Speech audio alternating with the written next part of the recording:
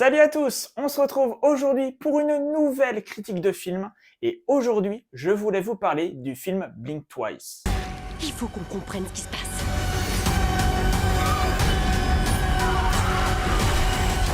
J'essaye simplement de bien faire.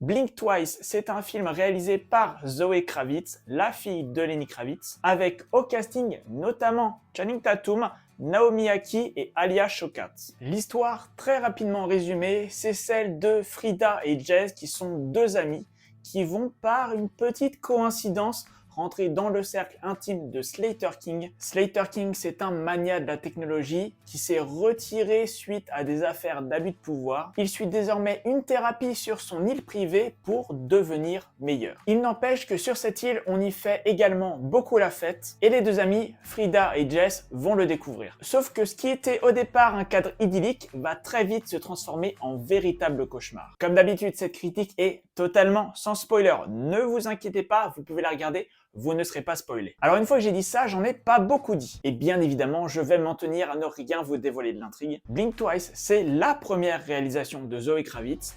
Et je dois dire que pour une première, c'est une première très réussie. À vrai dire, j'ai pas vraiment de défaut à donner au film, si ce n'est peut-être quelques longueurs au début, même si c'est surtout dû à la mise en place de l'univers et des personnages. C'est un film que j'ai vraiment bien aimé, mais qui ne pourra pas plaire à tout le monde. Parce que c'est un film où tout se passe bien en apparence, mais on se rend compte très vite qu'il y a quelque chose de louche. Même certains personnages le disent, et vous l'avez certainement vu dans la bande-annonce, c'est trop beau pour être vrai. Le film dure environ 1h40, ce qui fait un film très court, mais qui est vraiment très bien cadencé. Même s'il y a les quelques petites longueurs dont je vous parlais au début, le tout se tient plutôt bien, c'est vraiment bien rythmé, et je trouve que c'est vraiment la durée idéale pour ce film. Un quart d'heure de plus pour atteindre les 2 heures, ça aurait été certainement un peu trop. Au niveau du casting, je trouve que tout le monde s'en sort vraiment très bien, que ce soit des actrices qui ont un peu un rôle de potiche, les personnages principaux qui sont assez caractérisés pour qu'on puisse s'attacher à eux, et mention spéciale à Channing Tatum qui est vraiment génial dans son rôle de Slater King. Il arrive à donner plusieurs facettes au personnage, et je trouve que c'est le plus intéressant. On va donc tout au long du film suivre les aventures de Jess et Frida qui se retrouvent invités sur l'île de Slater King par une incroyable coïncidence. Il n'y a pas vraiment de justification à ça, il faut le prendre pour argent comptant. C'est peut-être l'une des seules choses qui ne sera pas vraiment expliquée dans le film. C'est un concours de circonstances qu'elles font qu'elles se retrouvent là, mais c'est pas vraiment logique. Mais soit, une fois que vous avez effacé cette petite incohérence de votre esprit, le reste est vraiment absolument maîtrisé. Passez donc un peu cette partie introduction, tous les passages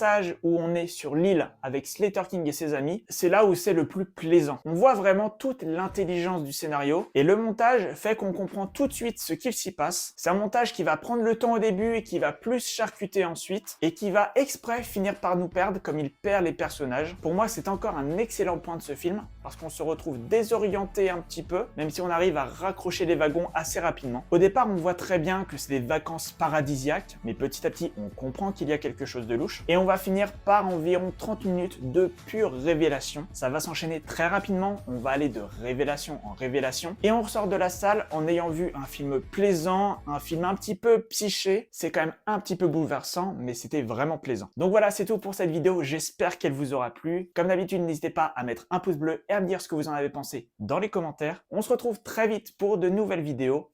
En attendant, portez-vous bien. Ciao.